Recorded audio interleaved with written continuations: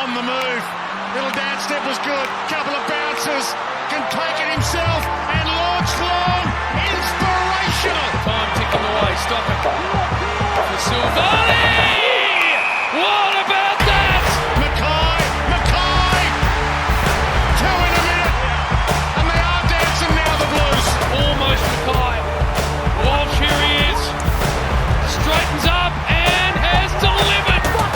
Is there nothing this young man can't do?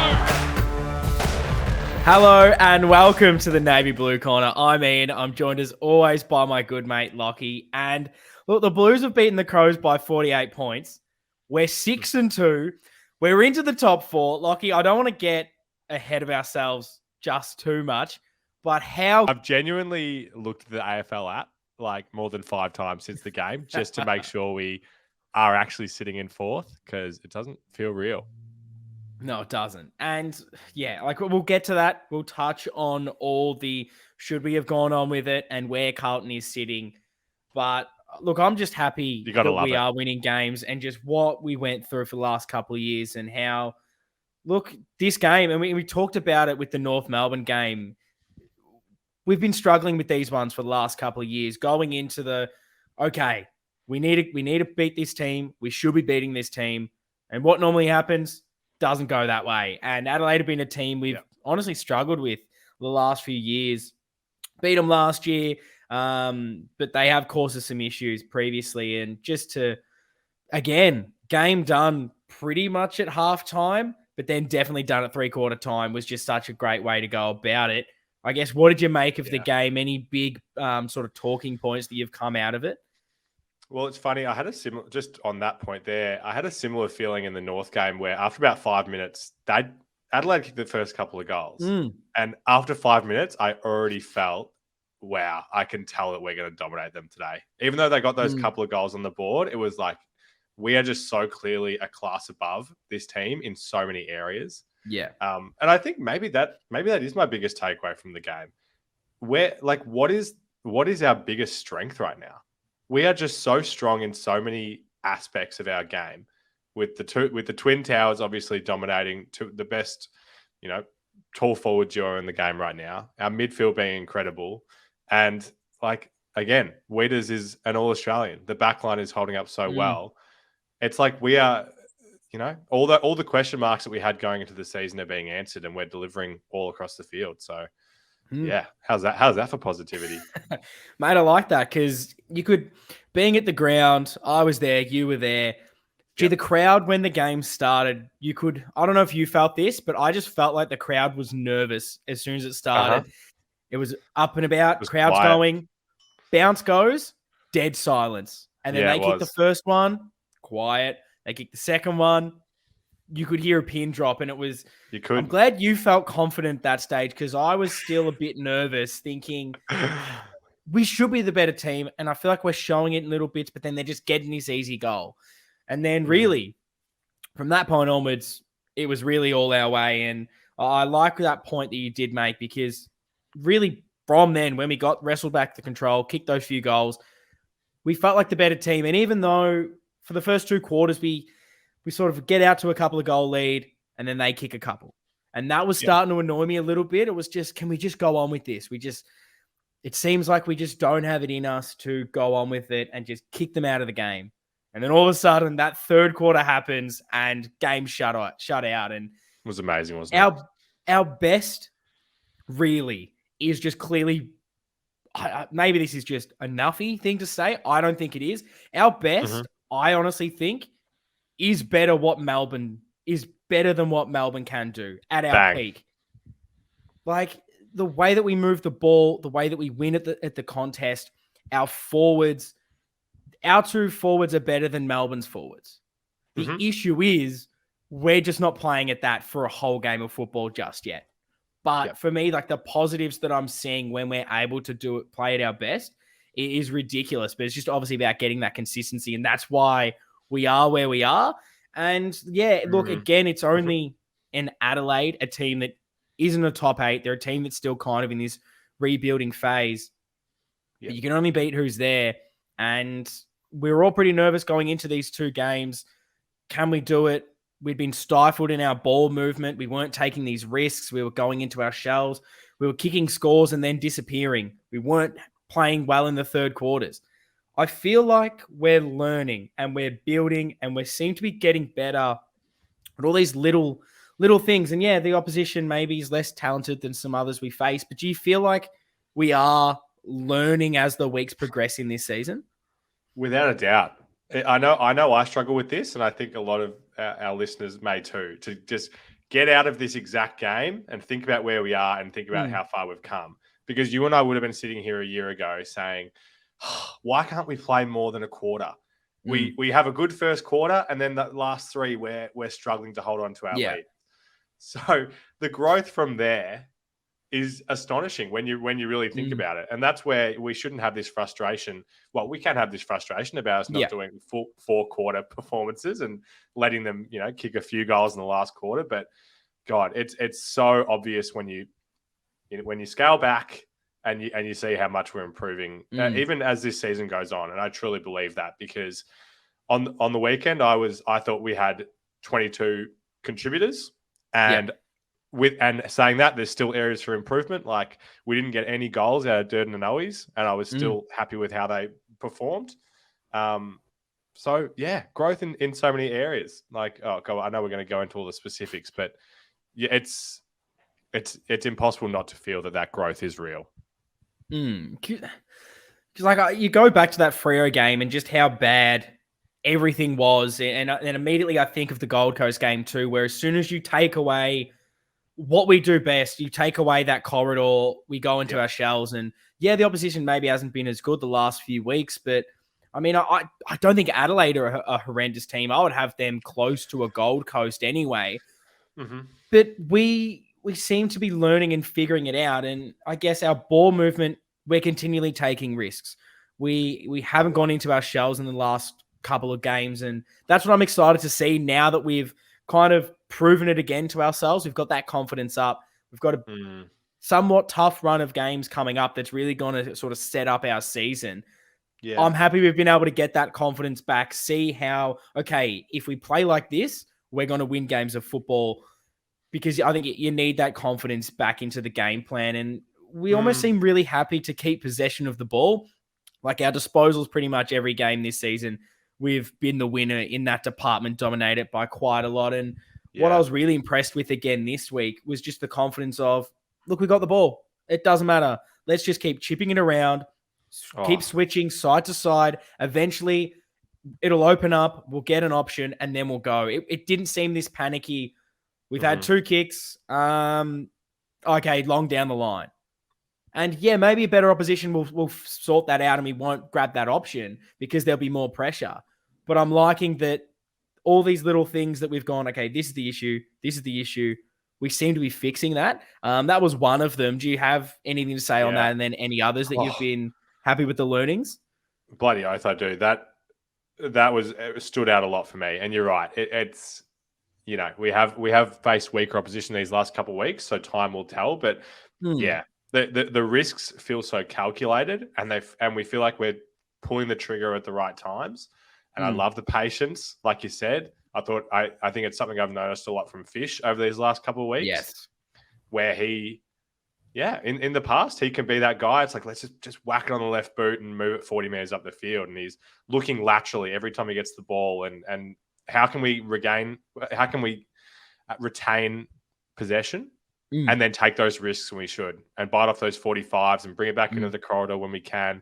Oh, I just love it. I could talk about that point all day because it's such an obvious thing. And I think it does relate to that confidence that after the Freo game, we're like, how are we going to get this confidence? Are we going to get our confidence back over these next couple of weeks by being those bullies? And I think Cripps is leading the way in being that guy. And it just says confidence to me. We look so confident all across the ground. And then even when we get a couple goals kicked on us, we know that we're going to bounce back and kick the next 3. And like, these are the weeks where, like, we keep mentioning poorer opposition, but these are the games where you need to go out there and prove it. And you almost can try a few different things and learn, okay, when the pressure or perceived pressure is there because we're not moving the ball forward, What can we do when that's there? And I'm so happy that we've ticked all the boxes, been able to be patient with it and just go, it's fine to be uncomfortable with the ball because you don't have an option. Like that is where that's such a big growth area for us, and being able to just go, okay, there's nothing on. I'm struggling with it. There's pressure coming. I'll just find another Carlton player and we'll hopefully eventually work this through the ground. And I think another one was our defensive side. We mentioned last week, it looked like we were covering the ground better. I thought we did that again this week. We're protecting the right areas, really working as one. And the big thing that Freo did to us a few weeks ago, we did to Adelaide. How many times did they get the ball and all their options were really short or long and wide? And what did they do within about 2 possessions? Long down the line to hope they can win a contested mark. That's what we forced them to do all day. And if we can continue this and just get confident with our defensive sort of web or whatever you want to call it, if we can get that defensive side sorted, we've got the offense ready. Geez, that's going to be exciting. Oh, absolutely. And I feel like Jacob and Lewis are just leading the way in that as well. Like how confident do you feel when they do go do that long contested option that one of them is going to take the contested intercept or at least kill it?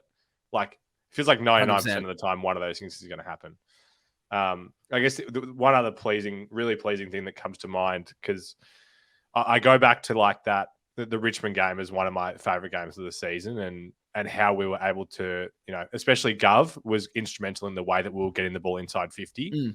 A really good mix of hitting up players on the lead and then going long to contest when it was the right time. I've just noticed that even more over these last couple of weeks, like getting the ball into the right guy's hands, where it's Chera, Carroll, Lob, those guys putting it inside 50 and getting that really good mix of finding guys on the lead. Charlie was amazing at it again. Yes. And then still going long to that contest when it's right. But we were just in that trap in those couple of weaker performances that we had, where our only option was to go long. And a lot of that was because of the defense, like you mentioned. But it just feels like if we can keep this really good mix of inside 50s entries going, like it's so unpredictable. You can go to Cripps on the lead, obviously Harry, and then you can feel confident that if you go long to Harry and Charlie at a contest, well, they're going to win, more than they won't. No, I definitely agree with you on that one. And another thing that it was a bit of a talking point, and I guess, again, time will tell, but I've been so impressed with what De Koning's been able to do ever since Pitt went down. We were so worried about it, and this was one I was a bit more worried about because O'Brien's a good ruck. Like, he's not going to necessarily be the complete dominant force that, a Darcy, Witts, or Gawn are. And I don't honestly think that there's that many of them in the AFL anyway. But he's a really good ruckman, and he's a better version, at least more at the moment anyway, of what De Koning is. But I love the way he was able to go about it. He seems to be not just trying to jump over the opposition anymore. He seems to be using his body a lot better and his athleticism to actually try to nullify the ruck. And I look at the hit outs anyway. And we lost them overall 46-22. TDK, 17 out of 58, I believe. So look, lost the hit outs, but we won the center clearances 14-11 and the stoppage clearances 28-20. So what he's able to do is nullify the effect that the opposition ruckman winning the tap has, because it's no longer just a clean tap. And then our midfielders as well are evolving and understanding, okay, if we don't win the tap, this is where we need to be, and this is how we can nullify the other midfield. Then it's not just going to burst through because all of a sudden we can't win the hit out and that's us done, which was the big talking point. It was, we're that stoppage team. If you take away the tap, we're done. I no longer kind of feel like that because of what we've been able to do over these last 2 weeks. And I think the negative is I'm not sure we have that in-game being able to pivot and adjust just yet, because I haven't seen us, struggle and then be able to overcome it. But week to week, the learnings and what we're able to put into progress, these coaches and the players to try and fix these deficiencies, I'm seeing them improve, and that's what I'm really happy with. It's the perfect time to throw in a tweet from our main man, Timmy Dubb. He's kind of asked, is the injury to Pitto perhaps the best thing that could have happened to TDK? And obviously, we would love to have Pitto out there, but it's just so impressive. Yeah, like you said, when Pitto went down, we're like, gee, is this like our biggest our strength is our dominance around these center Mm. clearances. Is that going to disappear now? And TDK has just done such a fantastic job at taking on that challenge, and it hasn't become a weakness. And he's just going to continue to get better. And this continuity is going to mean that, he's going to be able to lock down that spot and keep doing what he's doing. It's just awesome. It was like the glass half full thing that I was hearing a few people say when, I guess Pitt did go down. I saw a few people going, look, maybe it has been hard for De Koning because he's been this, you're kind of playing forward, you're kind of playing ruck, and he hasn't just gone, here's your position, own it. And that can sometimes be hard for the younger players. You've seen guys when you switch them from key defender to key forward, it can take a little bit longer. And when you're not, maybe going down to the twos or in the match simulation or actually games, being that sole ruck and that's your job, like maybe that has hurt him a little bit in his development because he hasn't been able to just get, the runs on the board and sort of learn the craft. And maybe this is the shot that he needs of going, okay, here's however many weeks, however many months that Pito's out, him getting 90% of the ruck contest and having to learn on the job. It could be the best thing for him and the best thing for us as a team. You never know. And I was very nervous about it. I wasn't confident that it was going to work. And I guess we've only had 2 games. It's a small sample size, but I have been impressed with the level that he's got to already, because I didn't think that we'd be doing this well without Pitt out there. Totally. Yep, exactly right. What other positives did you have from the game, mate? I'm sure there's bloody plenty. Look, there's heaps. And another one that we kind of talked about last week, but happened again. And it's those small forwards. It was interesting. You brought them up before, and it's a weird stat where they're not necessarily kicking the goals, but everything that they're doing seems to equal goals for everyone else around them. And it's that pressure. They've brought back that forward half pressure. Like Durden gets his 4 tackles, 12 pressure acts. Owi's 5 tackles, 20 pressure acts. Even Martin, when he was on, ended up having 2 tackles for the game. So these guys are getting around the footy and just hunting it. And I really noticed from Durden in particular, he was pushing so much higher up the ground. And just when you'd need a tackle on that, half back line, all of a sudden Durden's there, brings that heat, and their turnover comes and we're able to stream out. This is perfect. And eventually the goals are going to happen for these guys. But look, if they're not kicking them and maybe a J-Sauce is getting onto it or a Fisher's getting the handball out because of the pressure, I don't care who's kicking them. As long as we're winning games of football, I don't mind. How do you feel about the small forwards pressure versus goals at the moment? It is super pleasing to have obviously got the 17 goals on the board and none between them. And one of my highlights of the game was that the 1-2 that Dirt's got in the back half, followed by that 50-meter spear to Charlie inside 50. Like, it's great to see, them contributing in other areas when the goals aren't going on the board.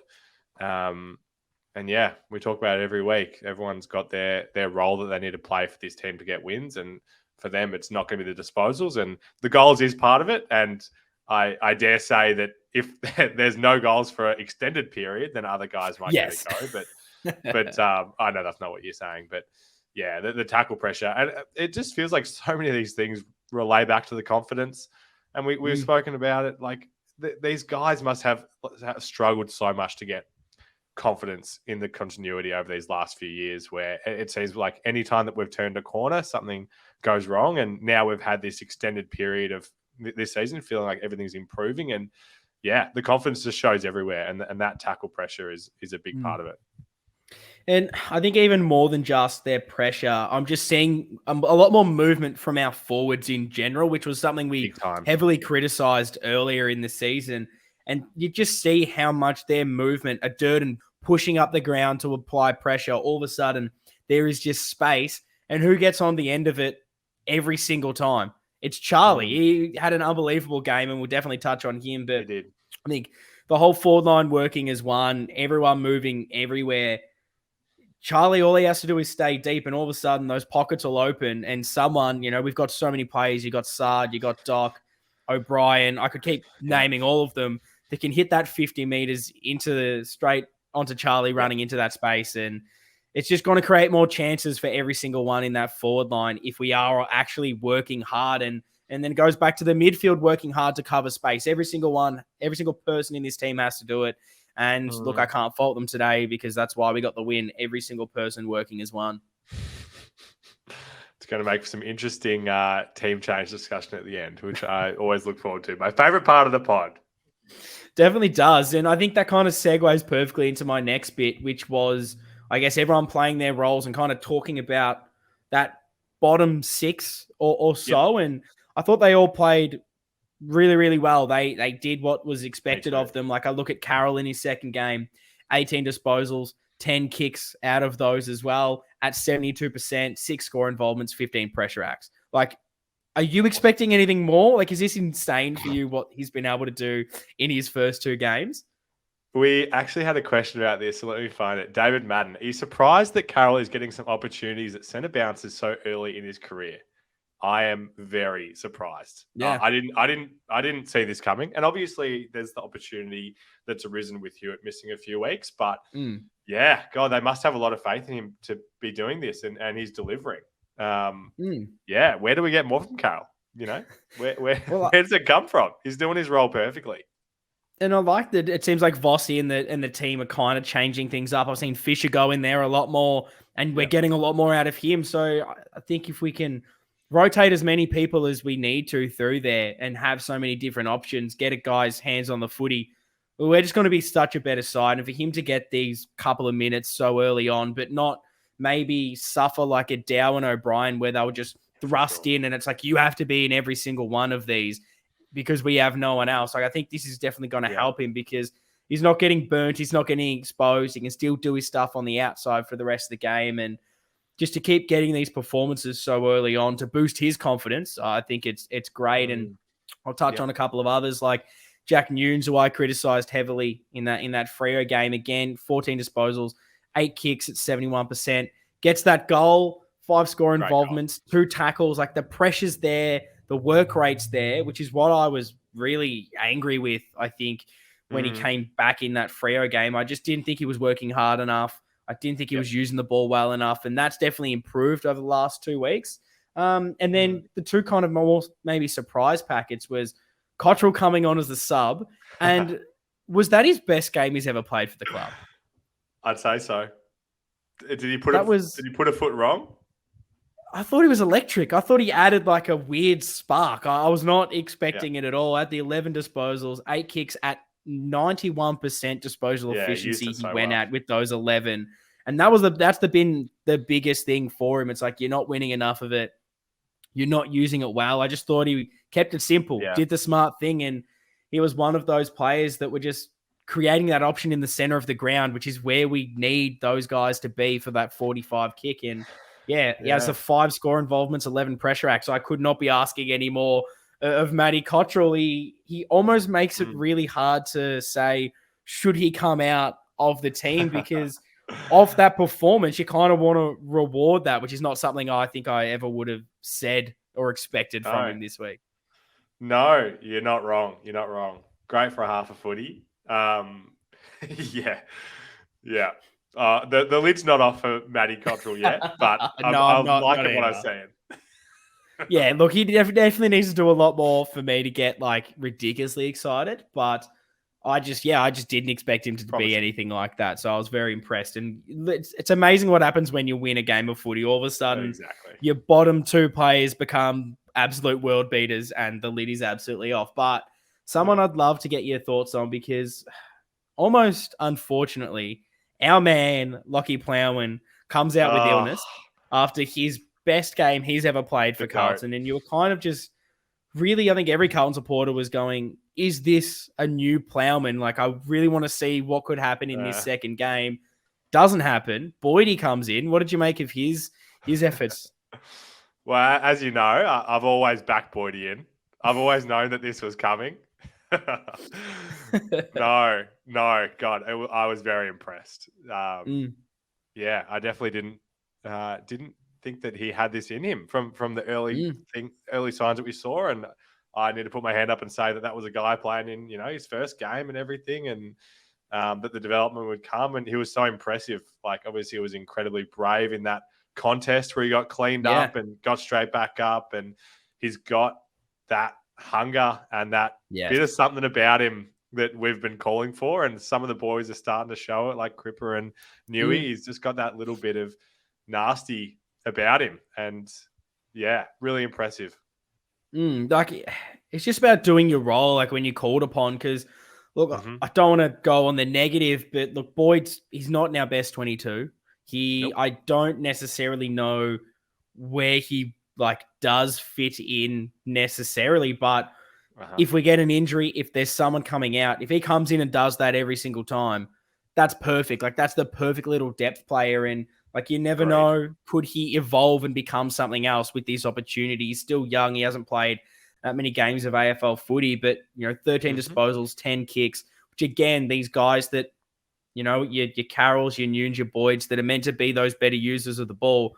Like I said last week, most of their disposals make them kicks, spread the ground, create space, and he went at 85%, which has probably been the knock on him. Like, his effort's been there, his hunger's been there, but his execution's been off. He's been trying to bite these kicks off, but he seemed like he was a little bit nervous, and maybe this is harsh, but I kind of thought his first few games, he looked like someone that you kind of go, maybe this level's just not his. Maybe he's just a good VFL player, and then when he takes the jump, it's just not there.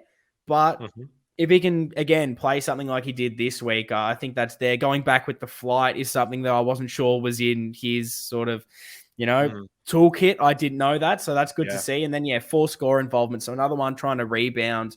Very impressed. And again, I don't necessarily expect him to be there in that best 22 every week, but if we have an illness, if we lose one of these half-backers, I'm not upset if a Boydie comes in off that kind of performance. Yeah, I think you nailed it. And one other thing I've noticed, I feel like he has that appetite to be, that guy running past for the hands off a mark, and like he wants to be that guy to break the lines. And it hasn't really been happening too much for him yet because we've got so many other options right now where that's happening. But he's willing to run and put in the effort. So yeah, like you said, that's what we need. We need to have those options, especially some of the guys back there. It won't be long before Williams needs to miss a week with something, or we need to have that. And that's no knock on him, but it's just how it's been. We're going to need to have those options there. We want to be able to rely on the guys that are next up, and we can right now.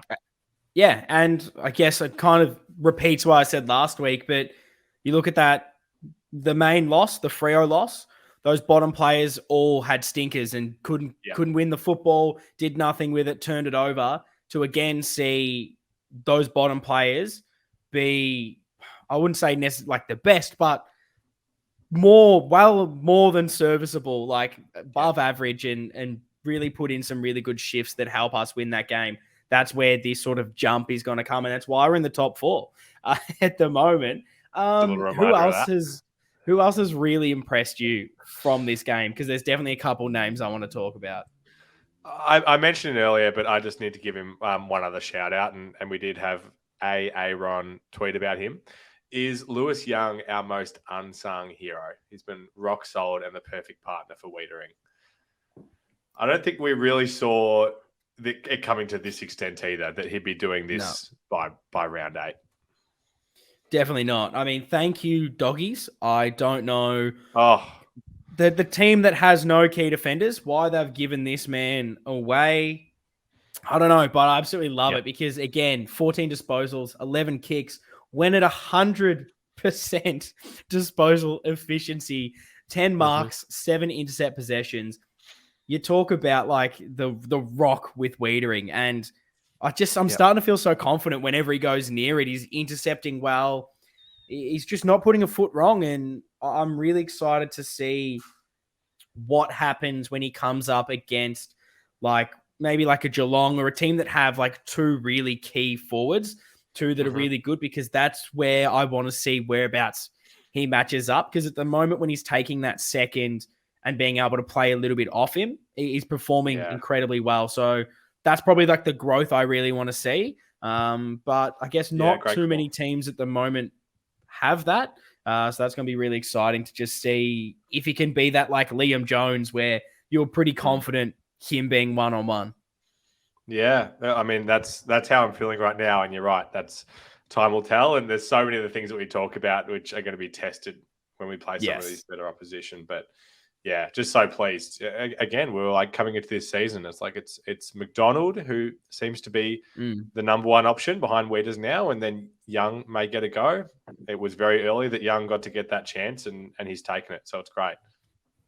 Yeah, it's so positive that I don't reckon there's many people that we've had to call upon this season that you immediately go, yeah, it just wasn't up to it, and send him back to the VFL. Like most players have been able to put in, at least in a few games, really good shifts. Like someone that I think he eventually did struggle in a Setterfield, at least those few early games did put in a shift. And when called upon at some stage, you hope that he can at least replicate a bit of that. But yeah, Lewis Young has just been unreal. He's starting to, I guess, get the Carlton supporters confident around him, and that's only going to hopefully build his confidence.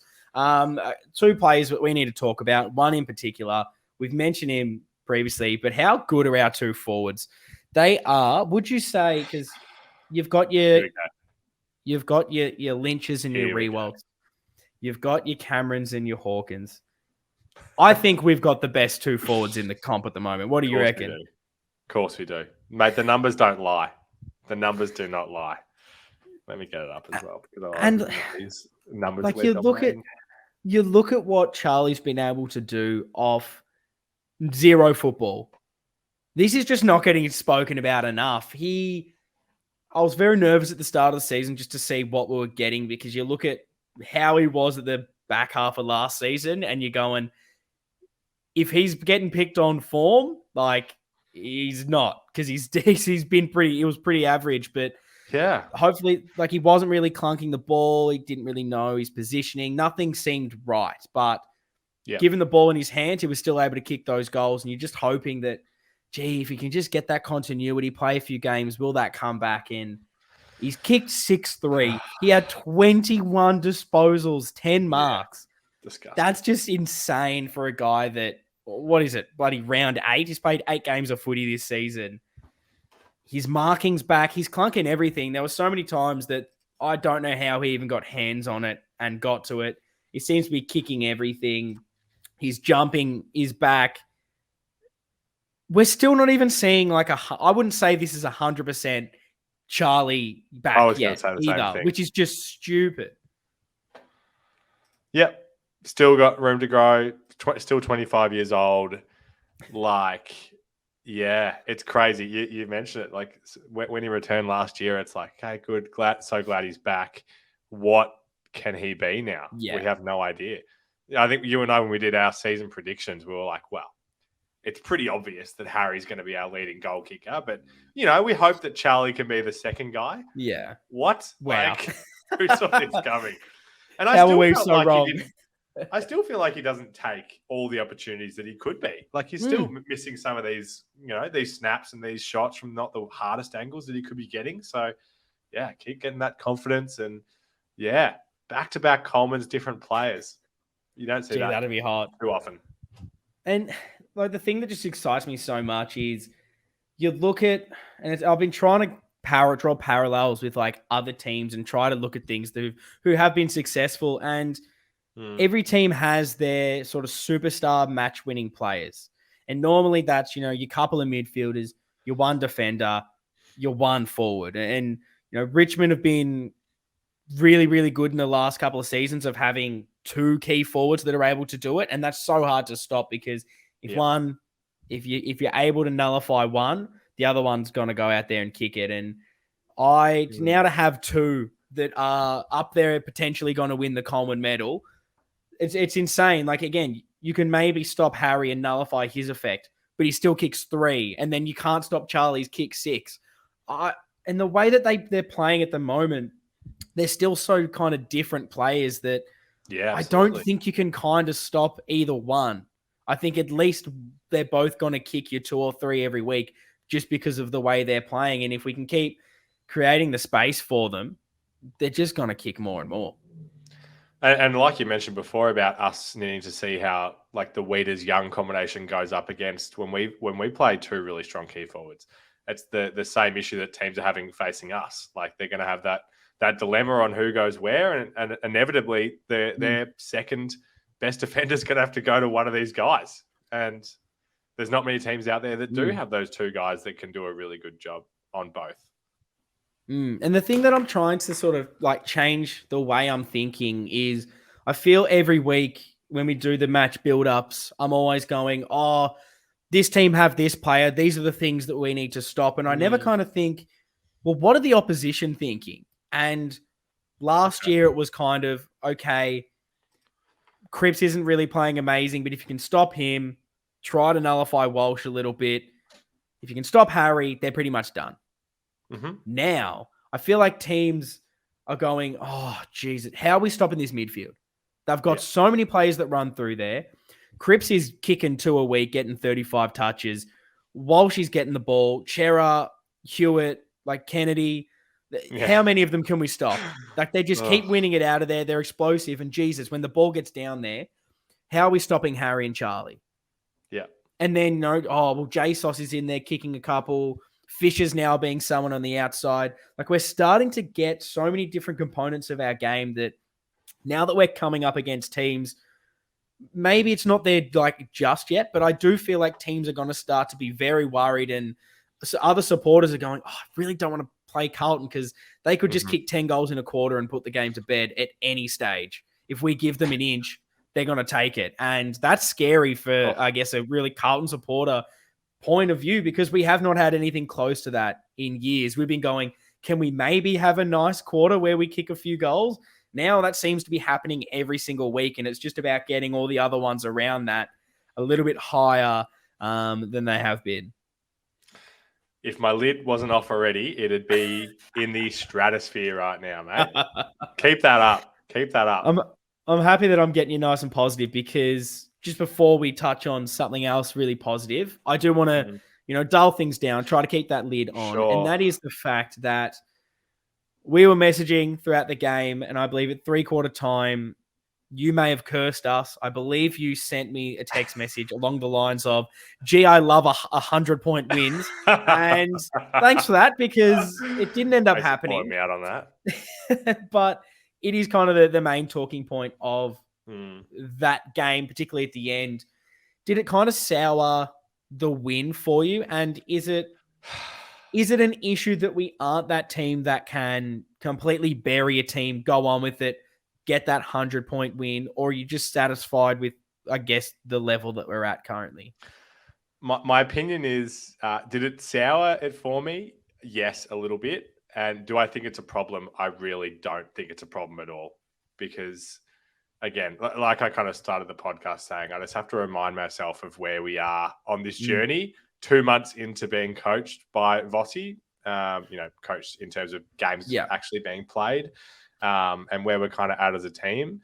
I no way did I expect us to be 6-2, let alone did I think that we'd be doing 4-quarter performances. So the fact that we're doing 3.5 quarter performances like this, it's just so far from my worry right now.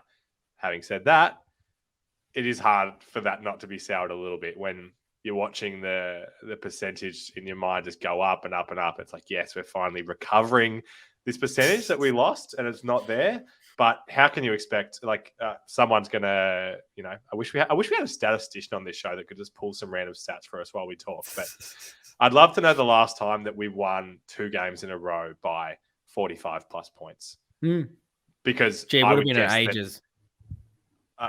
It'd be sometimes. So sometimes you just have to, I guess, remind yourself of those positives. But having said that, it would have been nice to put the foot down. But also Adelaide, I'm hogging the mic here. But no, you're fine, mate. Please. Like you were saying, they've still got O'Brien in the ruck, Laird in the midfield. He's going to get it to Laird sometimes, and Laird's going to get it inside 50. And their forwards are going to kick some goals. It is impossible to stop that the entire game. We can't expect, teams to be kicking 3 or 4 goals on us right now unless, it's North. I guess great points there, but I just have some follow-up questions to, I guess, get us thinking is because, we maybe didn't expect us to be where we're at the moment with how we're playing from what we had last year. Do you feel like you need to kind of shift the goalposts because this is where we're at now and expect more? Or are you, I guess you're just going, because of what I expected, that's fine. Like, I'm just trying to find that Great balance question. between, because I think sort of like, I'm looking at maybe Melbourne's rise last year where they all of a sudden win all these games of footy and people are going, oh, yeah, but I didn't expect them to. So my level of them's here, where maybe if you expect more and keep pushing those standards, they do keep improving and you go on to win the flag. Like, I'm just trying to look at things totally. like that. Should you be, shifting the goalposts and going, okay, just because I thought we wouldn't do that, that doesn't matter. We need to be going on with it because that's what a team does that goes deep into finals. I really like that question. Off the top of my head, I think in like a team sense, and how I hope the players and coaches and the like are talking to each other, I hope that they are shifting those goalposts in that way and always striving to be better and knowing that where we're at now, we can improve. But for me as a fan, I feel like if I have that mindset as a fan, I'm never going to be satisfied, because if I was a Melbourne supporter and I had that, that belief, and if they say lose next week, it's like, oh, why couldn't we have been the first team to have an undefeated season? Like, now I'm not happy. Yeah. Why are we? So I feel like I need to. It's a good point. I hope the players have that mindset to keep getting better. But for me, it's like, in round one, we were just happy to get a win. Yeah, like that's all we cared about. And now, less than 2 months later, we're not satisfied when they outscored us by 3 goals in the last quarter. Yeah, no, it's a good point, and like, I don't know 100% where I sit on it. Anyway, I just thought I'd throw the question out to you because it's a good one. Yeah, I remember sitting there about halfway through that quarter, just being like, oh, what a wasted opportunity. Like, as a fan, I wanted us to have that one win because it doesn't feel like we've had that in a very long time, where it's, for sure, they just had a goalless quarter.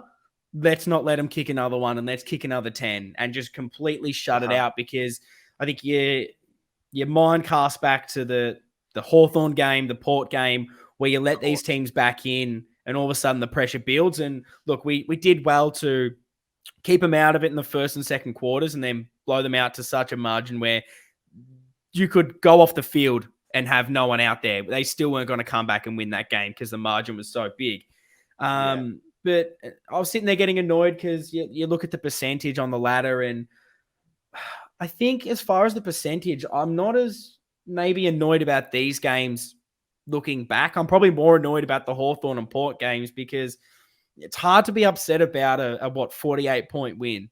Like, yeah, it could have been more, but the other games are the ones where it probably should have been more. And if those are your 20, 30-point wins or plus, then your percentage looks better. And it's hard because the ladder's been so close for so long that, yeah, percentage does matter at the moment. Ours isn't good enough. But I think if we can keep going and win enough games, the percentage should sort itself out. And I kind of agree with you with your point that you're making about those inside the 4 walls should be striving for more. But I want to enjoy the football, because I remember, as I was kind of alluding to, I was sitting in there starting to get really annoyed, going, this isn't good enough. This isn't good enough. And then I just went, what am I doing? We're 50 points up. My birthday's tomorrow. We never win on my birthday. Carlton are winning games of footy. We're in the top 4. We're 6-2. Like, I'm just going to enjoy this. When was the last time, like, we comfortably just got to enjoy a win knowing game's done at halftime, 3/4 time? And so a week ago, we were saying we couldn't even do that. And we were up by 50 and we wouldn't relax. So I just had to try and shift my mentality. And I'd love to know how you guys are feeling about it, because I know there's going to be heaps of people out there that are like, yep, you just have to have that killer instinct and go. Or whether you're just going as a fan, I'm just happy to see enough of what I'm seeing, because I think as a team that's still learning, a team that I still, like, we talk about top 4. I don't really expect us to make top 4, even though I think we're a really good chance now. Like, I still kind of see us as that team that we should play finals, but we're still kind of in that bracket with, I guess we haven't really played a lot of the top 8 teams and really seen where we stack up at the moment. So, yeah, I'm just trying to enjoy things. And I guess this was something I was going to touch on later, but I think it segues perfectly because this might be super, super lame. But this was another point that kind of just made me have to change my mindset at the game. And it just made me so happy there because where I was sitting at the ground, there was like a mum and a dad in front of me I reckon she would have been like 5 years old, if that. Like she was super young. And to my left, there's these like 3 or 4 boys, all like under 10. And just seeing so many kids at the football, all these Carlton supporters that like they don't know what's happened over the last 10 years. Like their memory probably doesn't exist to that. They only know like this Carlton and what's going to happen for the next 10 years. And it kind of just made me happy to be like, man, I went to the footy from pretty much 2001 and I didn't see my first game I didn't see Carlton win in person till 2008 because we've lost that many games of footy. And to have these kids already get a win, a game that we won so convincingly like that, and just going, man, I just hope so much that these kids don't have to deal with the shit that we all had to deal with, and that the Carlton that they get to grow up with is one that just wins game of footy, wins premierships. And I guess just being around that, I was just like, nah, I'm happy. Like this is what it's all about. The next generation that actually gets to grow up with a good Carlton for once. Like that was my sort of big mindset change. I could not agree with you more. I've been having very similar thinking about how we grew up with this team, and a lot of our listeners did as well. It makes me think of a couple of conversations I've had with colleagues just this week who have like you said, young kids, like 8 to 10 year old boys who like it was hard to convince them to get into Carlton like when they were a few years ago, and now it's this shift in mindset. The one thing that I just wanted to touch on what you were saying before, because I thought it was really good about thinking back to the Hawthorn and the Port games and having that kind of thinking. You may disagree on this, but in those games, we talked about how the structure changed. We weren't running. We looked tired. Yeah. We weren't taking risks. I didn't necessarily feel that in this game. Like I more put this down to some, like, I hate using this word, but brilliance by some of the Adelaide players at times, and some lucky free kicks that meant they got some of those goals. I wasn't feeling like, wow, why aren't we running? Why are we not taking those 45s anymore? Yeah. I didn't feel that, and that's the growth I feel from those games. No, I totally agree. I think it was almost a little bit of games done. It's not like they weren't working hard, but it was like instead of going at 100% like we were in that third quarter, probably drop back to 80, like just a little bit, because you go, we're already up, doesn't matter. But I agree, like I think the whole game was umpired incredibly poorly, and then it was like they just got a couple, and I don't like blaming the umpires for things, but it was almost like as soon as we got going, as soon as there was that little bit of momentum for us, there'd be a free kick in where it was in the ground, and it just sort of halted momentum for us a few times, and then just gave them a bit of an easy look. And like I'm not disappointed going, oh man, Adelaide in that last quarter overran us and we just had no answers. I agree. I don't think it was as if they dominated us by any stretch. I thought it was a bit more Q was in the rack and we just didn't go on with it, which I guess is that growth area. Like, and it's why I'm trying to be that positive. It's like top 4, 6-2, and we're not that team that can go on and win convincingly by 100 points just yet. That growth is amazing, and we're finally starting to beat these teams we should be beating. And big test, I guess, coming up this week against GWS, because we don't tend to play well against them. But this is a team now where they're below us. They're not playing good footy. And it's a game where you're going, this is a should win. And so I'm very excited to see it. So before we get into that, let's get into the fan votes, because there's a player that I know will get votes that we haven't talked about just yet, that I think is going to be the perfect segue to talk about him. Not sure if you can imagine who that is, but we'll get into the fan votes. Again, you guys sent them in droves, which we love to see. You gave the 1 vote to Sam Doherty. You gave 2 to Charlie Curnow, and your best on with 3 votes was, I'm not sure if he was actually out there. I didn't seem to see him too much, but Paddy Cripps apparently gets the 3 there. He was, what did you make of Paddy Cripps's game? Yeah, Paddy Cripps. Yeah, it's hard to remember too much about his game. No, very lame gag. Yeah, Awful I think we gag. say it every week now, but just put that thing around his neck as a nice little warm up for our grand final. Oh, 100%. Get Norm ready for him as well, I think, because True. he's just like, you talk about needing your star players. And I think the big thing when trying to look at teams that have been successful over the past 10 years, like they've all had their star players and they've all been a big part in the reason that they win. Those must-win moments in grand finals, you need your players to step up. And how many times does Richmond need to win a game of footy? Dustin Martin comes and kicks a couple of goals and has an influence. You've seen the same with a Melbourne, with your Petrarcas and your Max Gorns coming up and stepping up when you need them to. And we've got ours now. Like, we've got our midfielder, Paddy Cripps, back. 35 disposals, 2 goals, 7 tackles, 12 score involvements. The man, all he did in one contest was pick the ball up and stand up, and an Adelaide player bloody bounced off him and went 50 meters. Like, he didn't even bump him. He just stood up. He's that big, gets the hands off. Silvani kicks a goal. I mean, this could have been a hot take at the start of the season when we do our predictions. It is not now. Like, this isn't even a nuffy thing to say. But Paddy Cripps is the best player in the AFL right now, and it's not even close. It is not close.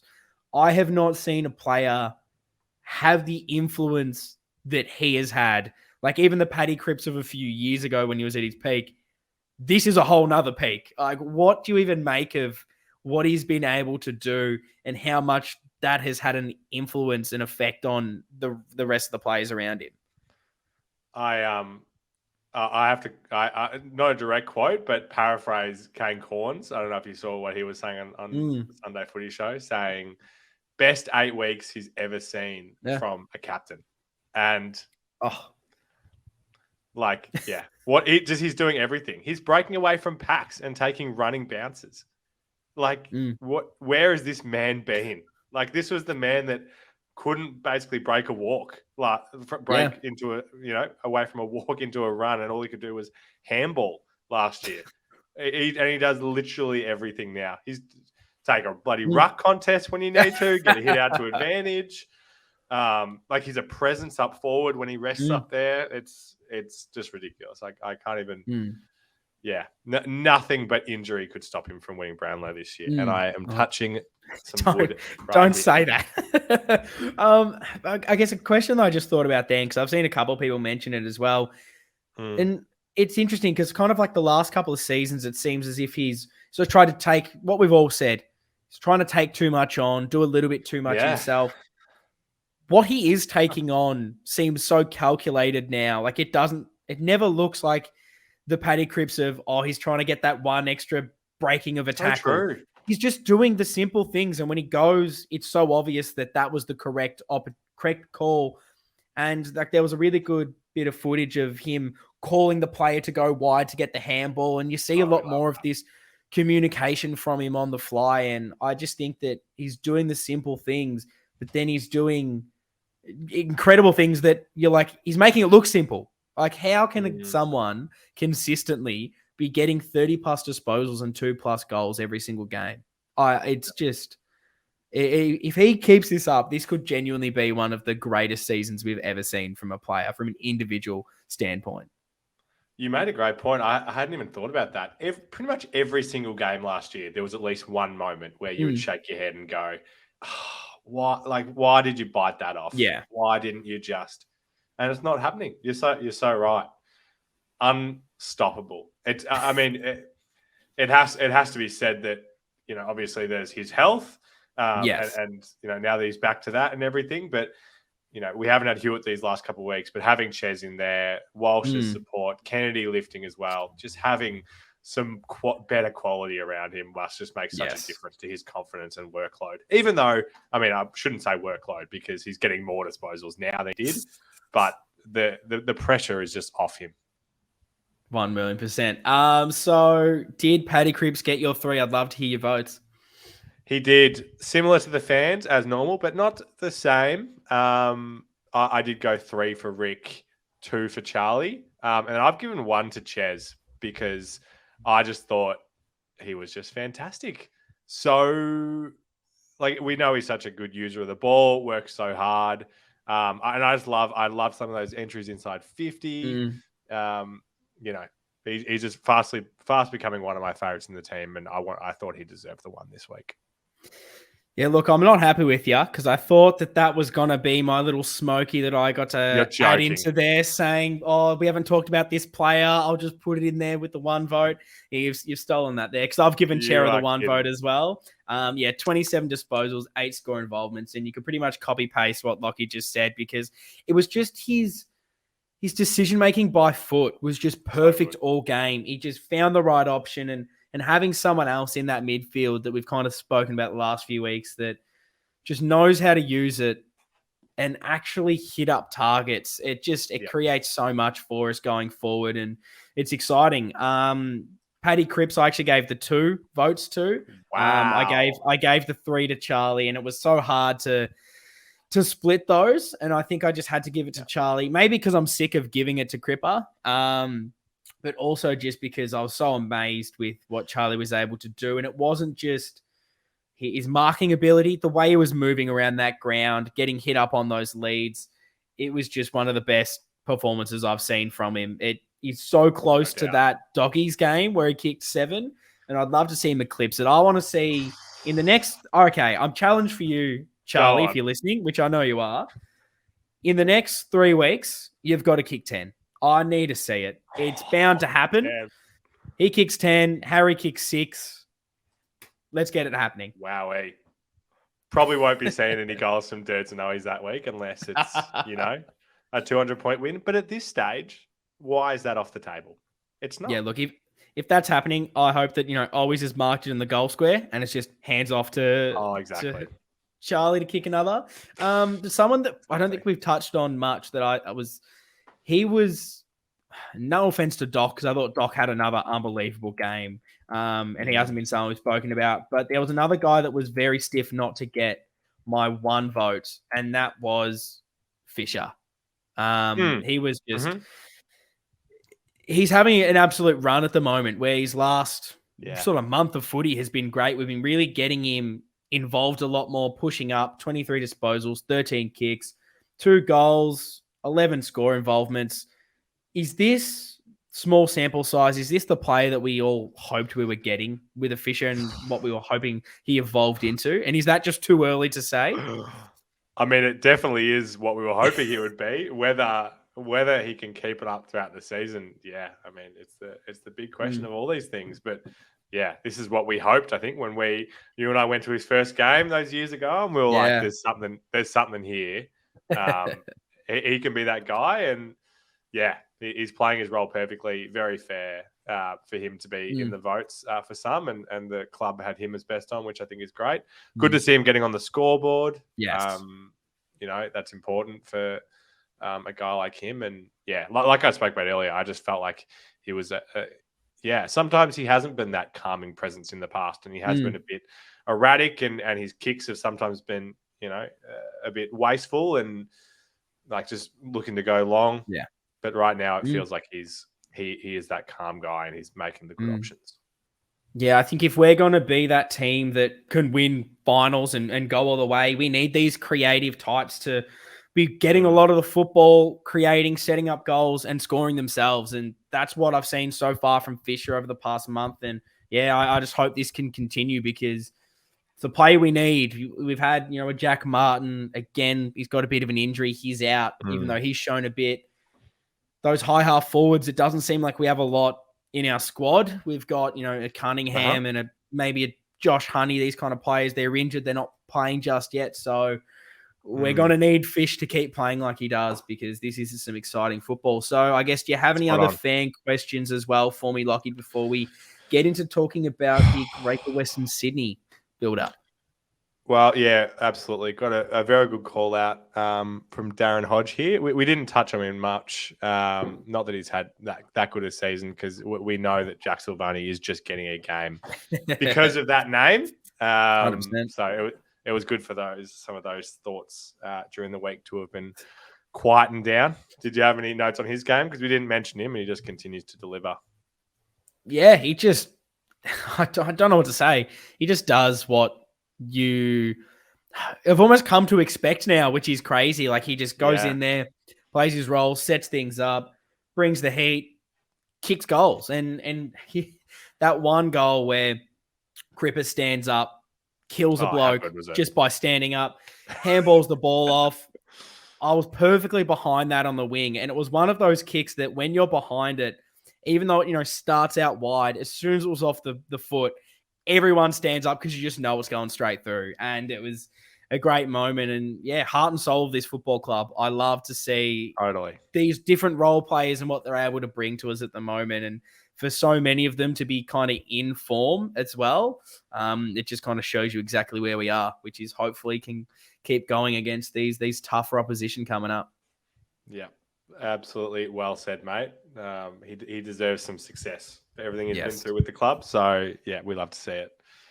Now this one, I'm gonna put you on the spot with this one, but I'm Here we putting go. myself on the spot too because I've looked at this question a couple of times while we've been chatting, and I'm like, gee whiz, it's a goodie. You and Morton, what would be, in our opinions, the smallest change to make the biggest improvement for the next 4 weeks? Doesn't have to, not necessarily a player, but it could be a tactic or something else. So, smallest change for the biggest improvement, which I think is a great question. And I hope this is the way that, that the club is thinking as well, because I don't want us to be reinventing the wheel as we go into this stretch against some, some quality opposition, Does anything come to mind? It's a hard question. Great It's stuff a really there. hard question, especially after a performance like this, where it felt like everything went right. Yes. And we know the outcomes that we'd like change, such as a full four quarter dominance. But is there anything tactically or player wise that you think might make a big impact? I think I just firstly want to open this out to you guys because I think we're going to struggle to answer love to this see some one. So if answers. you're listening to this, tweet at us right now. Let us know what you think is the sort of smallest change that we can do that's going to bring us a bit more success. And if you're watching on YouTube, drop it in the comments below because I'd love to hear the responses because I'm sure they're going to be better than what I can conjure up right now. One that I can kind of think of is, and it's something I've kind of already spoken about as a positive in a way, is our sort of ball movement and the way that we're able to just have a bit of patience with it. But there's times I think I want us to go a bit quicker. There's times where I notice maybe like a Wiedering, and it's with maybe the one knock I have on him where you'll get that sort of pivot mark where he's the one that gets to switch the play, and he kind of just takes a little too long. And I noticed it a few times that we're a little bit slow to switch the ball. Sometimes we'll use like one too many kicks, and by the time you've gone back, you can't get that next one because the team's been able to shift. So I think probably just move the ball a little bit faster at times. And even from kick-ins, like it was something that I noticed Richmond do to us round one that I haven't seen any other team do. And I thought it was one of the better strategies, which is as soon as you concede it behind, immediately sprint out and play on. Because I felt like it caught us out a few times early in round one. And it just seemed like something that if you're ready to go and you're expecting it, no other team does that. Everyone kind of waits a little bit and then they go. So knowing how fast we can move it, how we've got some players that can take some incredible marks, I think that could be a little bit of an asset. Probably to go off that as well because of where I was sitting and what I wanted to focus on in that game. And I had the privilege of doing it because we were up by so much. I was just starting to watch everything else and not look at where the ball was. And I was trying to watch, I guess, Lockie O'Brien and our wingers a little bit more. And I just noticed so many times him just running back and forth, creating leads, creating options, staying wide. And we just didn't use him a lot of the time. So I think if we can start to utilize these players that are creating those wider options that we know that can use the football so well and move the ball that little bit faster at times, I think that's going to help us when the pressure's there. We just go run through teams that little bit faster and get the ball into Charlie and Harry that little bit easier. What about you, Lockie? What do you got for me? You've absolutely smoked whatever answer I could provide to that because that was gold. You're welcome. It's good. I'm gonna throw some crap out there and see what you think. See if there's anything in this for you. Because I'm thinking about this, the smallest thing to make the biggest impact. When you look at our results so far, we've played 2 games interstate, both losses, and we know that there was varying reasons with that, like the injuries and the quality of the opposition. But I'd be interested to see what can we do to try and give out to try and mitigate any advantage that might come from traveling interstate. So I don't know what that would be, but hopefully we'll be able to sit here next week and we'll have that monkey off our back, have won interstate. So I don't know what that looks like in clubs and whether there are things that they do to try and mitigate the effects of that, but that's what I'm hoping. I'm hoping we're not sitting here in a week and going, is there something about us traveling? Like, or is there, like we should be beating this Giants outfit. And it might just be a little bit of a thought in the back of the head. If it's like, well, are we not a good traveling team, or is that just a coincidence? No, that's a really good point, because it kind of makes me think when I unfortunately look at the ladder and teams potentially for finals, you talk about percentage.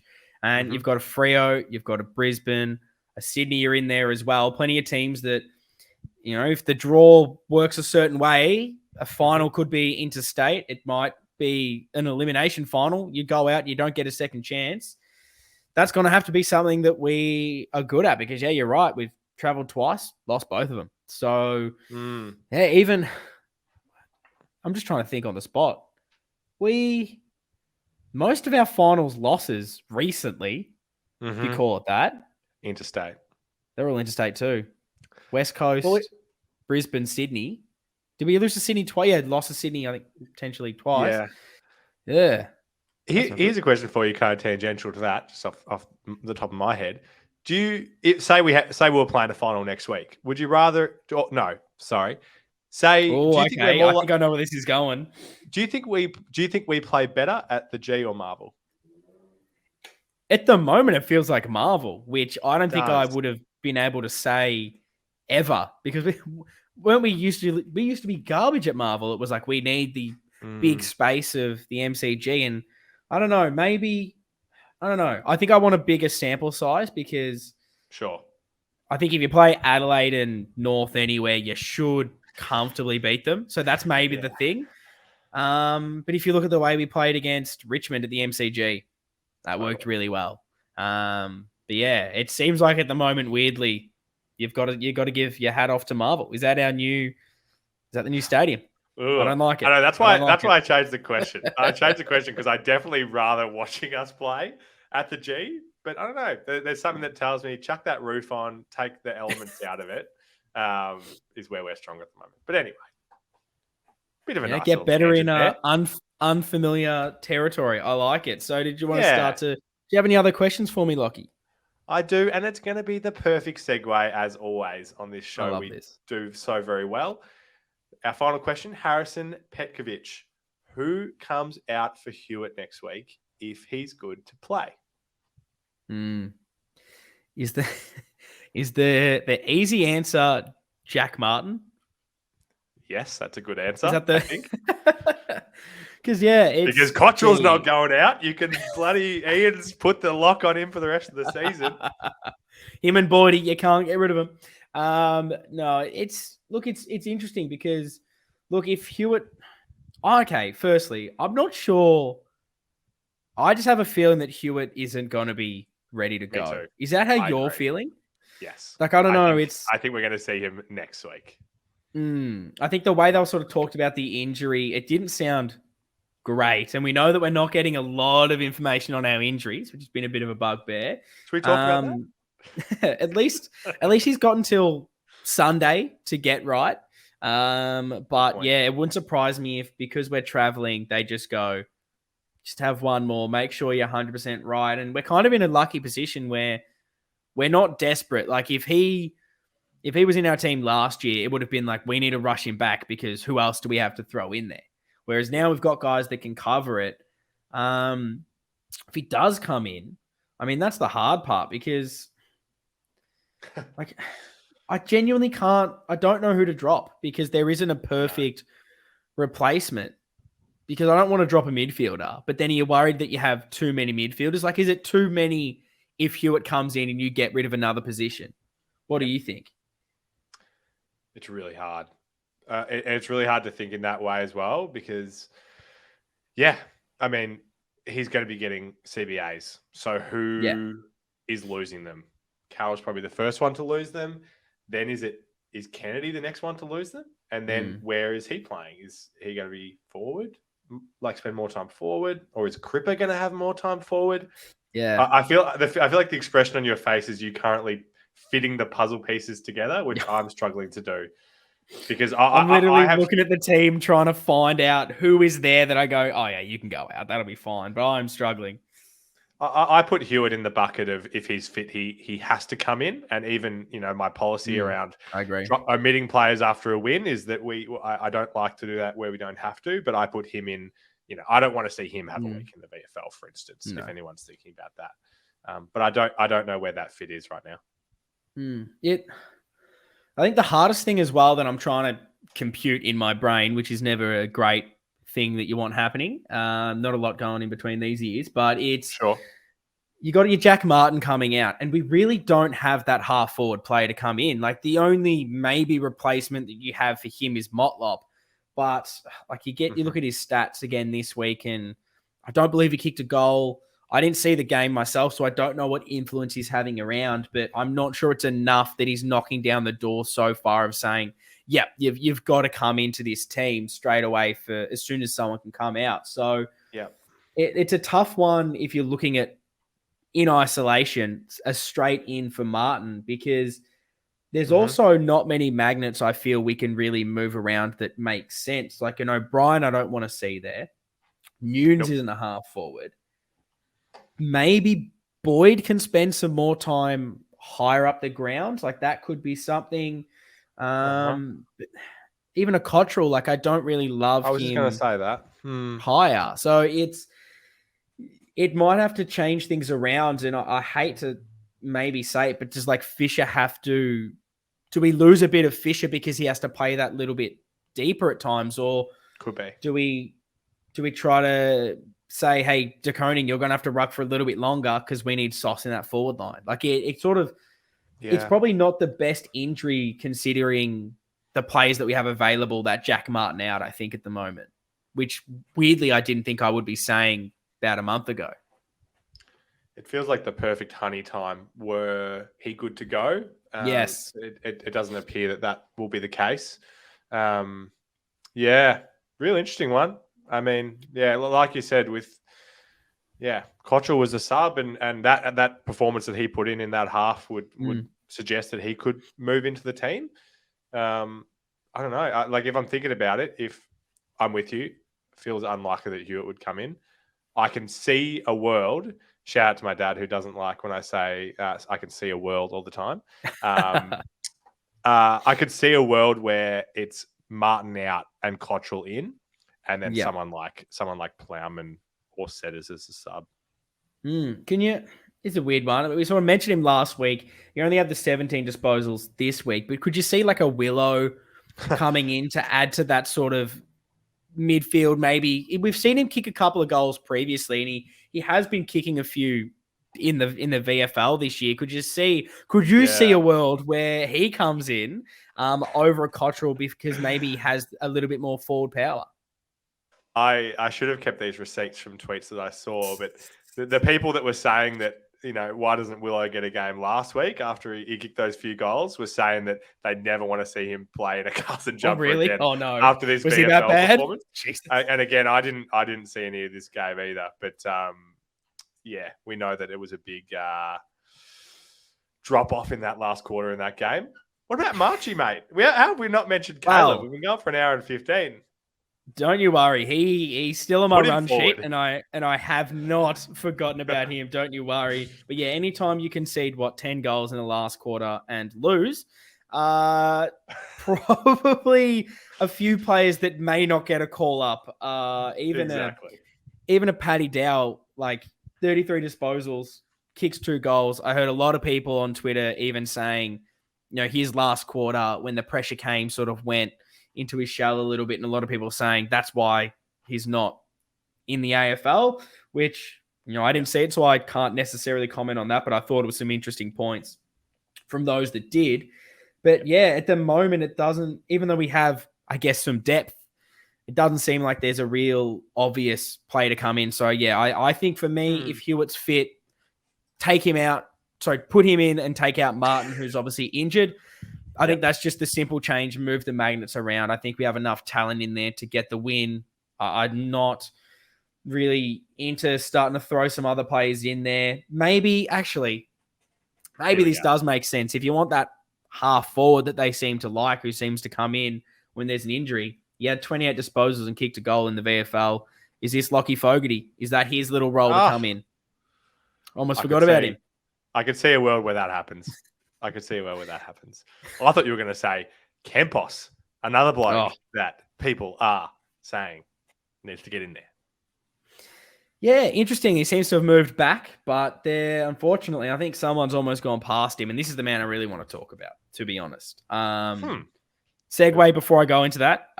Yes, chuck your team changes in the comments and tweet at us, because we have not been able to make up our minds here for about 10, 15 minutes. So someone else come in with some better ideas, because I've just gone the basic, someone's injured. And so the guy who isn't comes in. But there is someone that has made his return. And look, for those who know me well, will know that this man, one of my favorite players for Carlton, and one of the guys I've been so high on.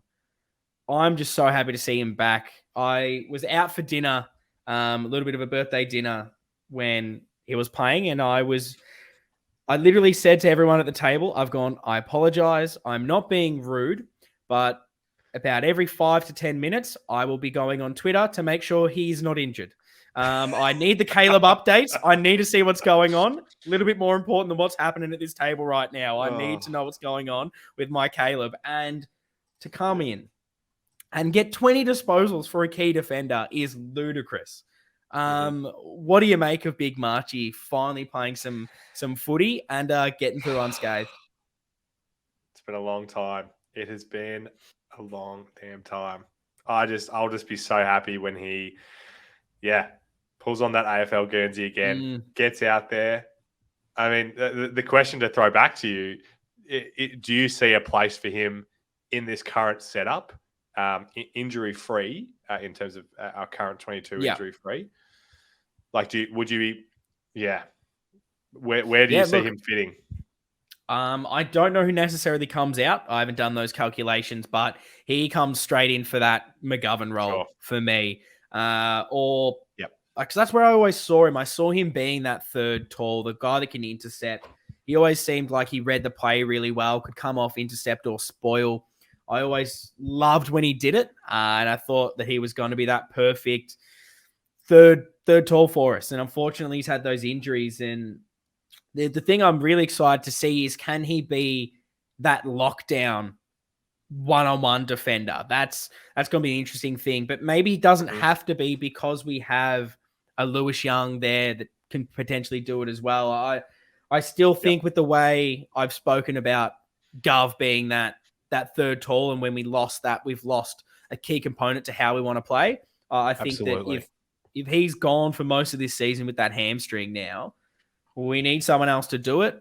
And Marchbank is the perfect guy. I love him so much.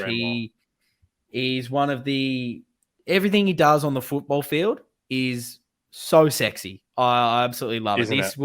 When he plays games this season, this will slowly become the Caleb Marchbank corner. I just can't wait. I can't wait to see it. I did not expect him to have this much influence in his first game back. And I'm excited to see it. Like, I didn't think he'd be coming in so quick. And how much football do you reckon he's going to have to spend before he kind of breaks in? Or are you thinking that if he's already come in, he's maybe pretty close already? I think this might be a crappy answer. I think it is going to depend on what happens in the ones over these next few weeks.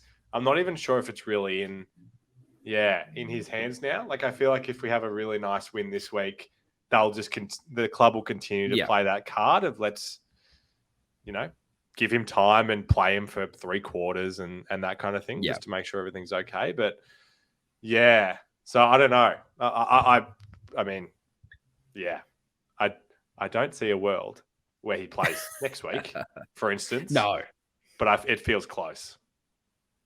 Yeah, it would. When's our bye? At round 12. Yeah, I guess that's what round 13.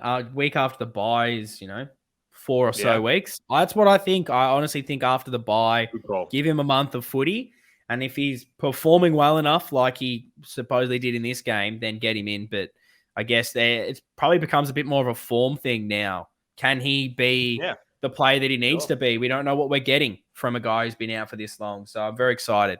Probably one of my last selection questions is: we're very happy with his performance against North. He's sick, gets withdrawn. Would you want Plough back in this team, or are you sticking to your we won, so don't make the change? I wouldn't be bringing Plowman in by omitting someone. We spoke about Boyd a fair bit, and I just feel like I'm happy to keep rolling with him and seeing what we've got there. We know we love Plowman. We know he's in our top 5 best players. No, we know that Plowman isn't a best 22 guy, so I wouldn't be doing that omission at this stage personally. So I guess with that, would you be more confident with someone else playing on Toby Green than Plough? And who is that? Because someone has to play on Toby, and I guess Plowman, for as much as everyone gives him shit, he's probably still our best one-on-one small defender. Who would you like to see take on Toby Green, or do you think it's a bit more of a cycle through kind of thing? I think with where we're at now, and you've led me well into that answer, I think it will be more of a by committee job, and I'm far less terrified than I have been over these past few years, where we know that he's going to light us up, and we have to be that lockdown team. I think our defense has evolved, and I think our maturity as a team, we're going to be able to handle that a lot better. But also, stick bloody Boydie on him, and he's not going to see the ball. No, I love it. I love what do you think? It's tough. It's tough to not bring Plough back after that kind of performance, but I kind of agree with you.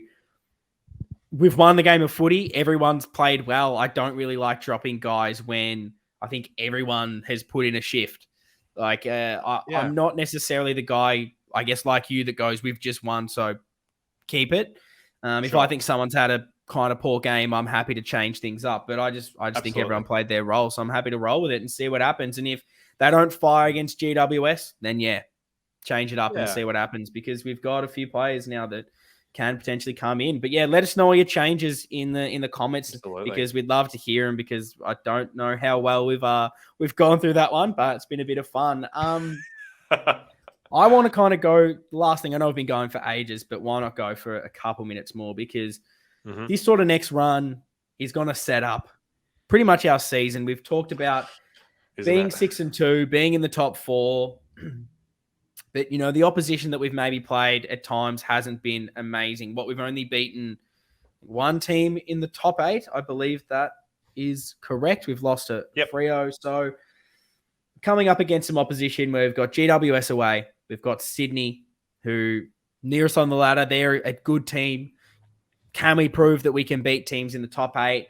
We've got Collingwood, who pains me to say, but they've been playing some okay football at times, and that they're going to try and bring it against us, but that's another must win. Essendon's a must win. It's always nervous because it seems like another team where it doesn't matter who's the better team on form. Those games, form can sometimes go out the window and anyone can win it. And then we've got Richmond again, who Dusty's back. They're starting to play a bit better. How many wins are you kind of expecting out of this? And I guess, what is your pass mark for the next few weeks? You've led me into that very well. I think for me, my expectation and my pass mark and my hope are all the same, which hopefully is a good place to be. I think I'll be pleased if we go 1-1 over these next couple of weeks against the Giants in Sydney.